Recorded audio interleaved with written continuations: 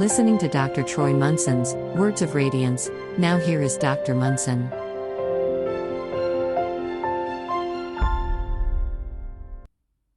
Hello and welcome. I'm Dr. Troy Munson. I had a dear client come in, and they're just in a lot of pain. And as we began to talk, they began to share their past. They were comfortable enough at this point that they could tell me a lot of the pain and misery that they'd been through in their life, or at least what seemed like all their pain and misery. And many tears were shed, which was always a good thing. And in the process of it, this person's father had given them a directive. Before this person's father died, they named their siblings and said, "They're for you to take care of now. Don't let me down." And this particular father was not the most upstanding citizen, let's call them.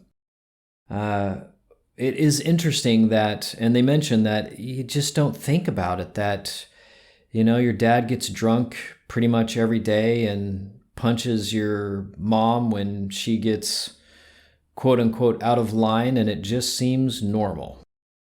And you don't think anything about it. You just feel like, well, that's just normal. That's just how it's done. And you grow up with these ideas and these tough things, and you now have this sense of burden. And so this particular person has been told time and time again that they have big shoulders and they can withstand all this and they can handle it. And what's interesting, by the time we were done with this particular conversation, they had realized that perhaps the very best of what their father had said was that it is your responsibility to see your brothers and sisters in their correct light and to lead them to that path of letting go of everything that I and your mother have been so hard on you about, and created this particular life in order for you to be so strong to let go of all of this pain and now absolute control that you want in your life, and to be free. And when they saw it through a little bit different lens, they began this process of letting go, because this particular iteration, or this meeting of our minds, so to speak, was done because they're in a lot of pain. They're in a lot of low back pain. And I said, I often find a lot of low back pain be resentment. And they said, "You don't say." And they also said, "That makes sense. I carry a lot of that." And as they began to let go through this process, there were some important things that came out that we all need to hear. And we can use different spiritual texts, and they tend to point in similar directions, though that may be quote unquote offensive for some of you. That can hit you as you wish. It doesn't have to be, and it can be quite liberating at the same time too. But just suffice to say, I'm going to use this particular podcast just to unpack a couple of key points in the Bible, since it's one of the most widely used scriptural texts out there. There are obviously others, and if you're of those, fabulous. You probably have these similar things in yours, so you may want to find them. But suffice to say, if we only read Genesis chapter 1, and that was it, and that's all we ever had, everything we would need is right there. Let me explain why. So here we have this wonderful idea that we were created in the image and likeness of the allness of everything that is, of God Himself. And just even that one idea on day 6 of creation, so to speak, if we just looked at that alone, that should have done it for us. But it often won't, because we won't see it for its beauty. We won't see it for its elegance. We won't see it for its truth. But if you were to acknowledge that if I am made in the image and likeness, a copy, a replica, then I must possess everything that God does too. And if He gave me absolute free will, then I must have the power to use that will. So that even confirms that indeed I must have all of His power, all of His properties, all of His divinity, all of His life, all of His everything, His love, His peace, His joy, His wisdom, wrapped in me. And for those of you out there that are listening to this think, I don't believe that. That's fine. That's okay. You can actually have that belief. It doesn't stop the truth, honestly, which is the good thing. But let's go just a little further from that day 6 and go to the end, the very last verse in Genesis 1:31. As God looked at everything that He created and He finished up, He did something that should have stood out to all of us. He looked it all over and He called it one thing and one thing only: very good.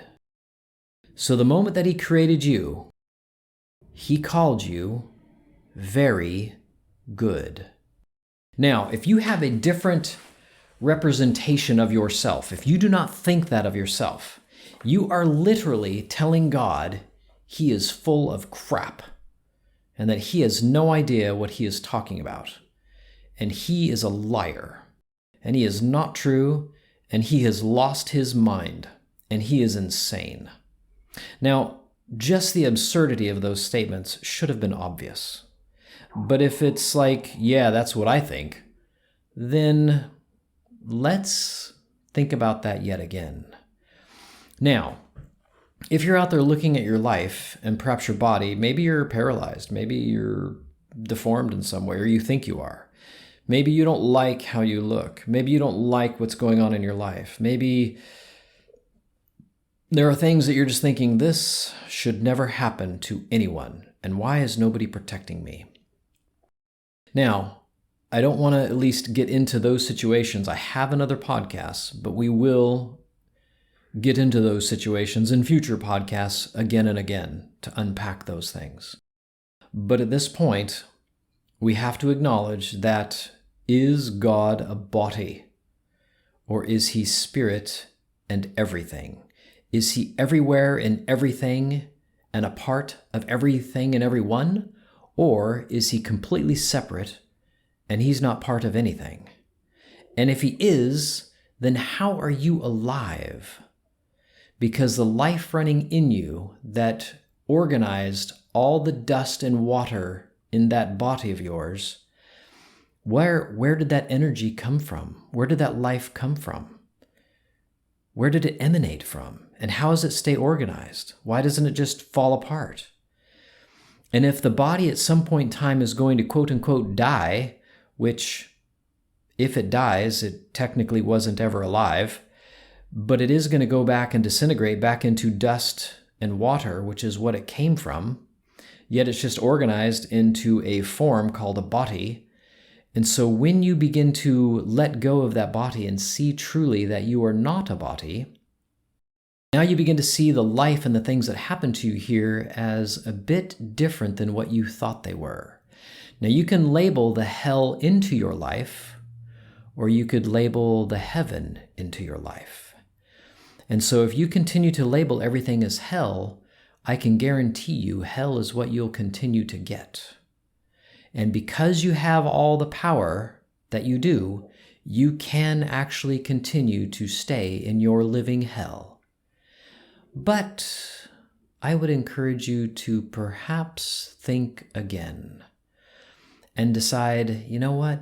maybe I could possibly give up some of my ideas that I have put in place of God's ideas.